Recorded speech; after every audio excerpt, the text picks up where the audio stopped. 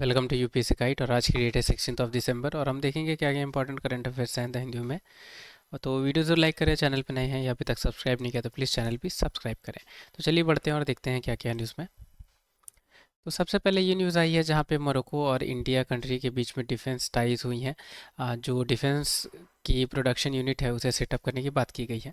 उसके अलावा और तो कुछ इंपॉर्टेंट नहीं है, पर ये मोरक्को कंट्री बहुत इंपॉर्टेंट है इंडिया के लिए, क्योंकि मोरक्को कंट्री की अगर आप मैप देखेंगे यहाँ पे तो आपको समझ में आएगी। ये देख सकते हैं मोरक्को और यही स्पेन, और ये दोनों कंट्रीज़ के बीच में एक बहुत इंपॉर्टेंट स्टेट है। अब इस स्टेट की क्या नाम है ये तो मैं आपको नहीं बताऊंगा, ये आपके लिए होमवर्क है, आप ज़रूर इसे सर्च करें और वीडियो को पॉज कर सकते हैं, सर्च करें और मुझे कमेंट बॉक्स में ये बताएं, ठीक है। ये बहुत इंपॉर्टेंट एक स्टेट है जो स्पेन और मोरक्को के बीच में पास होती मीन्स है लोकेटेड, जिस जो कनेक्ट करती है मेडिटेरियन सी को, ठीक है।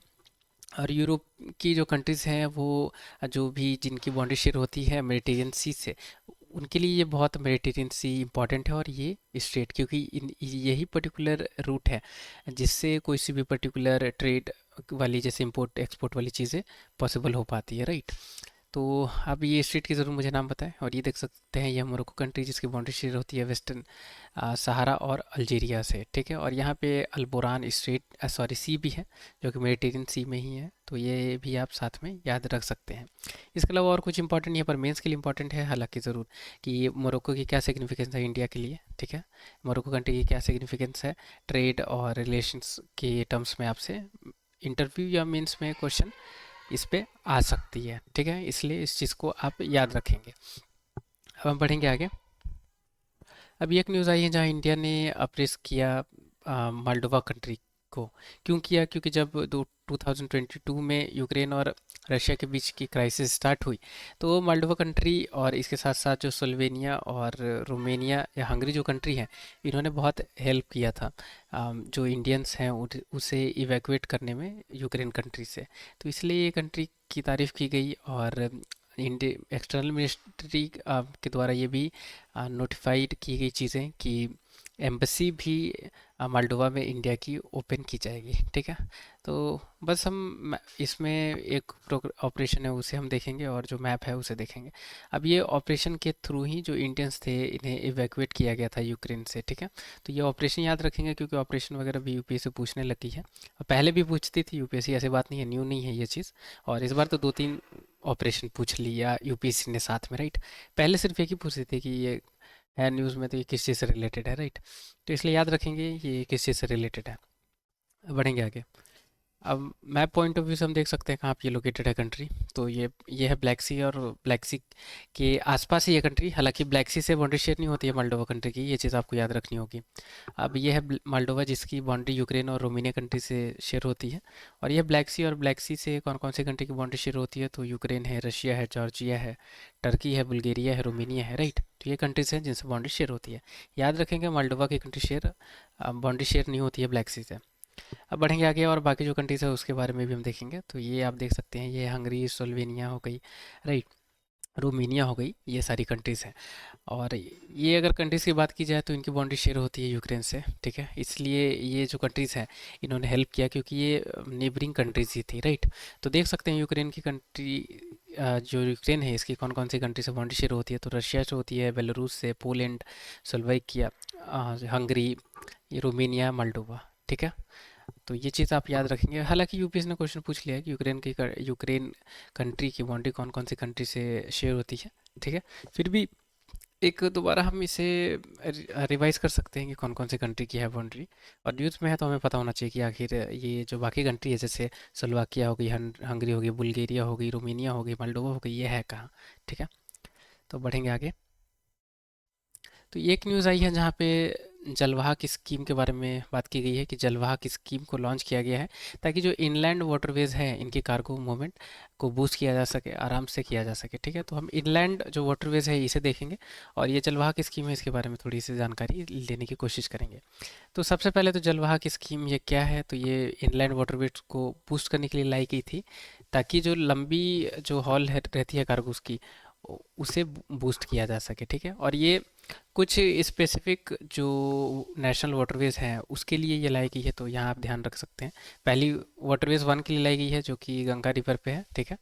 और वाटरवेज 2 के लिए लाई गई है जो कि ब्रह्मपुत्र रिवर पे है। और जो नेशनल वाटरवे 16 है ये रिवर बराक पे है, ठीक है। तो इसके लिए ये लाएगी की है क्योंकि बहुत ज़्यादा यहाँ पे बहुत बड़ी लंबी हॉल हो जाती थी, ठीक है, इसीलिए इसको लाया गया था, ठीक है। बस ओवरऑल ये पता होना चाहिए कि ये जलवाहक स्कीम रिसेंट टाइम्स में न्यूज़ में थी, ये किस चीज़ से रिलेटेड है, तो इनलैंड वाटरवेज से ये रिलेटेड है, ठीक है।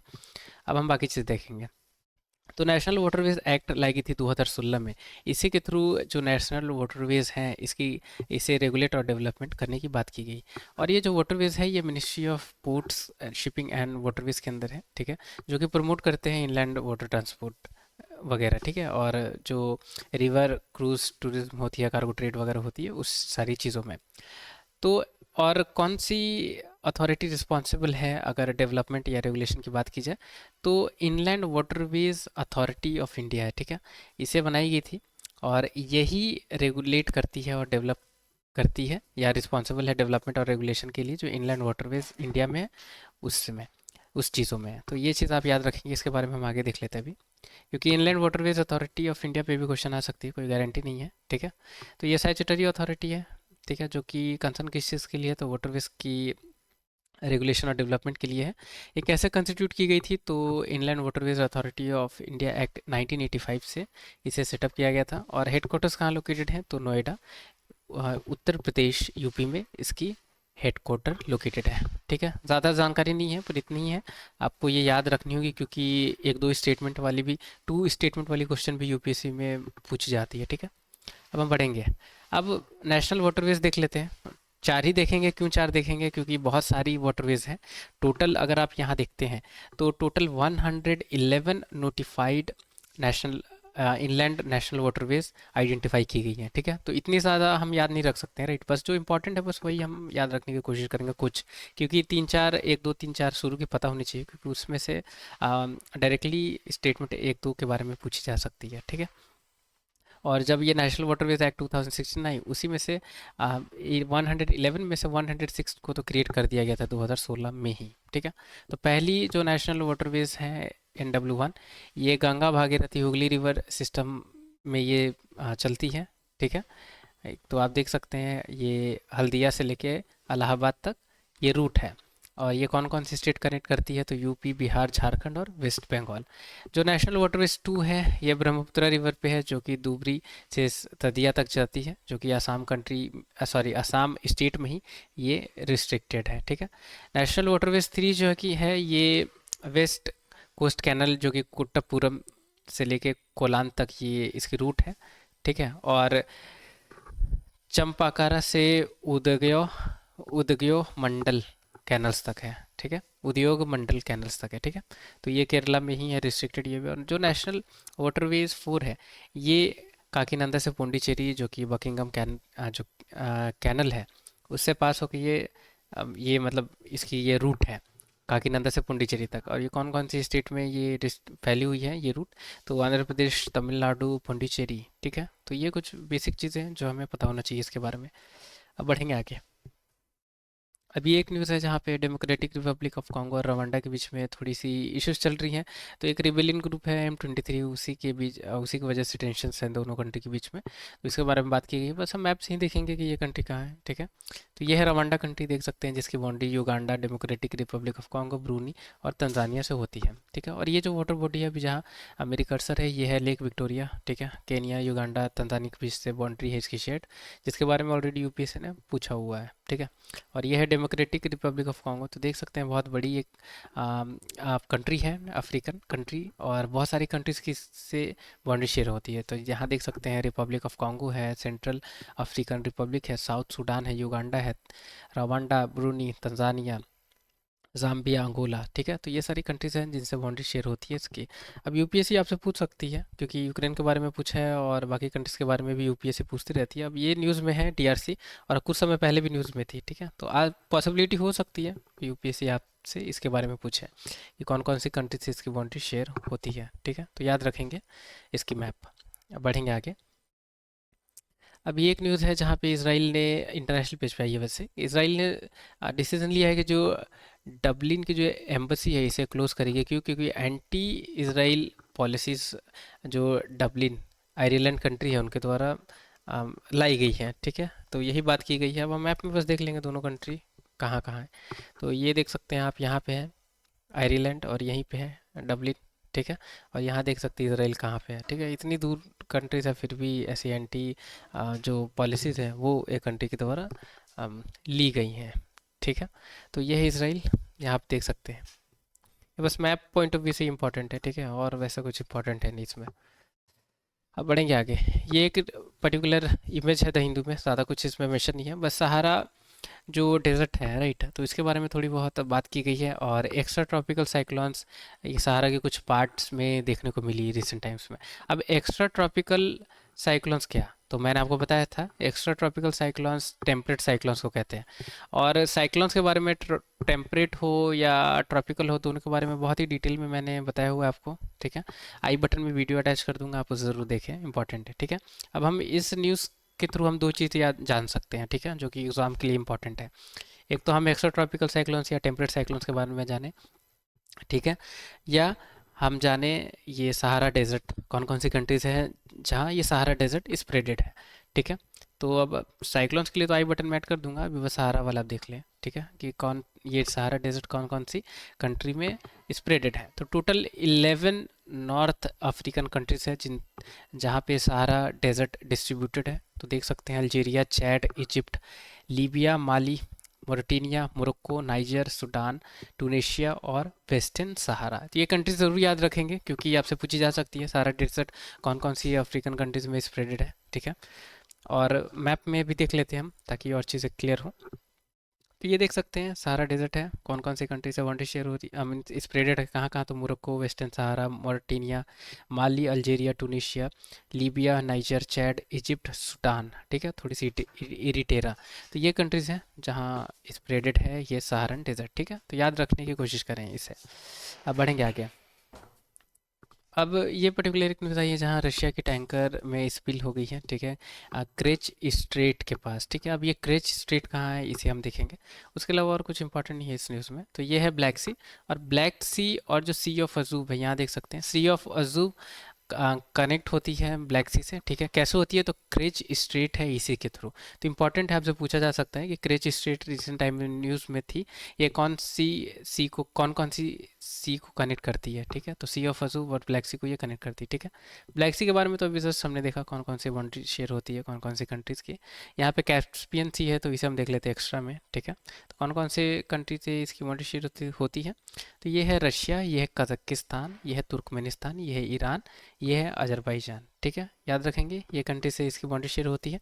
और ये चीज़ बहुत इंटरेस्टिंग है, आपको याद रखनी होगी कि उज्बेकिस्तान की बाउंड्री शेयर नहीं होती है, ठीक है। दोनों कंट्री के बीच में पर बाउंड्री शेयर नहीं होती, ठीक है। कजाकिस्तान, तुर्कमेनिस्तान, ईरान, अजरबैजान और रशिया ये कंट्रीज़ हैं जिनसे इसकी बाउंड्री शेयर होती है। और ये एक प्रोजेक्ट है जो कि न्यूज़ में रही है द हिंदू में, पोलवरम प्रोजेक्ट के बारे में हम देखेंगे। हालांकि ये कल भी थी न्यूज़ में कवर्ड, और बस ये एक ही प्रोजेक्ट थी जो कि प्रीलिम्स के लिए इंपॉर्टेंट थी। तो क्योंकि कल कुछ करंट अफेयर्स कवर्ड नहीं थी जिसकी वजह से मैंने कल वीडियो अपलोड नहीं करा था। और वैसे टेंशन लेने की कोई इशू नहीं है, कोई ज़रूरत नहीं है, क्योंकि मैं नेक्स्ट डे पे कवर कर ही देता हूँ चीज़ें, राइट। तो कल ये बस एक न्यूज़ की वजह से मैंने नहीं अपलोड करा था वीडियो, आज हम देख लेते हैं साथ साथ में, और आज भी वैसे आई है ये न्यूज़ में। तो पोलवरम प्रोजेक्ट ये मल्टीपर्पज़ इरिगेशन प्रोजेक्ट है जो कि गोदावरी रिवर पे इसे कंस्ट्रक्ट की जाएगी, और ये आंध्र प्रदेश गवर्नमेंट के द्वारा इसे लाई गई है, ठीक है। और ये क्यों इस पे इश्यूज बहुत ज़्यादा हो रही हैं, क्योंकि जो PVTGS है, right, particularly vulnerable tribal groups, उससे ये प्रोजेक्ट जब ये बनती है तो उन्हें कहीं ना कहीं इम्पैक्ट इस प्रोजेक्ट से वो इम्पैक्ट हो सकते हैं, इसलिए ये पर्टिकुलर प्रोजेक्ट न्यूज़ में रहती है, ठीक है। तो देखेंगे इसके बारे में। तो सबसे पहले तो हम ये पता होना चाहिए कि गोदावरी रिवर पे है, तो गोदावरी रिवर के बारे में पता होना चाहिए, क्योंकि ज़रूरी नहीं है प्रोजेक्ट के बारे में आपसे पूछे UPSC, आपसे पूछी जा सकती है रिवर के बारे में। तो ये सेकेंड लॉन्गेस्ट रिवर है गोदावरी रिवर गंगा रिवर के बाद, और थर्ड लार्जेस्ट बेसिन एरिया है गोदावरी रिवर की, ठीक है, जो कि 10% जो टोटल जियोग्राफिक एरिया है इंडिया की उसे कवर करती है। ये ऑरिजिनेट कहाँ से होती है गोदावरी गोदावरी रिवर, तो टिम्बकेश्वर, नासिक, महाराष्ट्र से।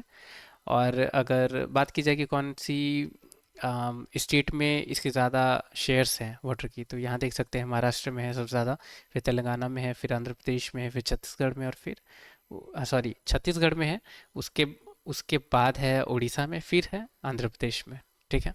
तो ये कुछ स्टेट्स हैं जहाँ ये फ्लो बहती हैं। ये चीज़ आप समझ सकते हैं कि महाराष्ट्र, तेलंगाना, आंध्र प्रदेश, छत्तीसगढ़ और उड़ीसा, तो ये कुछ स्टेट्स हैं जहाँ से गोदावरी रिवर पास होती है। अगर बात की जाए तो ये कहाँ एम्प्टी होती है, तो ये बे ऑफ बंगाल में एम्प्टी होती है। और गोदावरी लार्जेस्ट पेनिनसुलर रिवर है, जिसे दक्षिण गंगा से के भी नाम से जाना जाता है, क्योंकि साउदर्न गंगा, ठीक है, दक्षिण गंगा के भी नाम से जाना जाता है गोदावरी रिवर। इस पे यूपीएससी ने क्वेश्चन पूछा हुआ था हालांकि, इसलिए ध्यान देनी है। अब हम ट्रिब्यूटरीज देखेंगे गोदावरी रिवर की। तो लेफ्ट बैंक ट्रिब्यूटरीज कौन कौन है, तो बनगंगा, कदवा, शिवना, पूर्णा, कदम, प्राणहिता, इंद्रावती, ताली, पेरू और सबरी, ये लेफ्ट बैंक है। और राइट बैंक ट्रिब्यूटरीज कौन कौन है, तो नसराडी, परावरा, सिंध, पन्हा, मंजिरा, मन्नेर और किनेरा सानी, ठीक है। तो ये चीज़ आप याद रखेंगे। क्यों याद रखेंगे, क्योंकि कभी कभी ट्रिब्यूटरीज पे भी क्वेश्चन आ जाती है कि आपसे पूछी जा सकती है कि गोदावरी की ट्रिब्यूटरीज कौन कौन है, या तो स्पेसिफिकली आपसे पूछ ले यूपीएससी की लेफ्ट बैंक ट्रिब्यूटरीज कौन कौन है, या राइट बैंक ट्रिब्यूटरीज कौन कौन है, राइट। तो वैसे ही ये इंपॉर्टेंट हो सकती है। और वैसे बेसिक चीज़ के बारे में अगर बात की जाए, एक मिनट, बेसिक चीज़ की अगर बारे में बात की जाए गोदावरी रिवर, तो इस पे तो यूपीएससी ने क्वेश्चन पूछ लिया। अब ट्रिब्यूटरीज नहीं बचती हैं, इस पे क्वेश्चन आ सकती है, ठीक है। या बेसिक चीज़ पे भी आ सकती है, कोई गारंटी नहीं है। तो ये देख सकते हैं, ये रिवर है। तो नर्मदा है, फिर महानदी है, फिर गोदावरी है, कृष्णा, और ये है कावेरी रिवर इधर। ये देख सकते हैं गोदावरी रिवर ऐसे फ्लो होती है, ठीक है, महाराष्ट्र से स्टार्ट होती है और ऐसे ये बहती है। और ये है बे ऑफ बंगाल जहाँ ये एक ख़त्म होती है। तो ये सारी जानकारी थी आज की द हिंदू न्यूज़पेपर में। उम्मीद करूंगा कि कुछ आपने सीखा है। तो वीडियो ज़रूर लाइक करें, या चैनल पे नए हैं या अभी तक सब्सक्राइब नहीं किया है तो चैनल भी साथ साथ में सब्सक्राइब करें। मिलते हैं कल की न्यूज़ एनालिसिस में।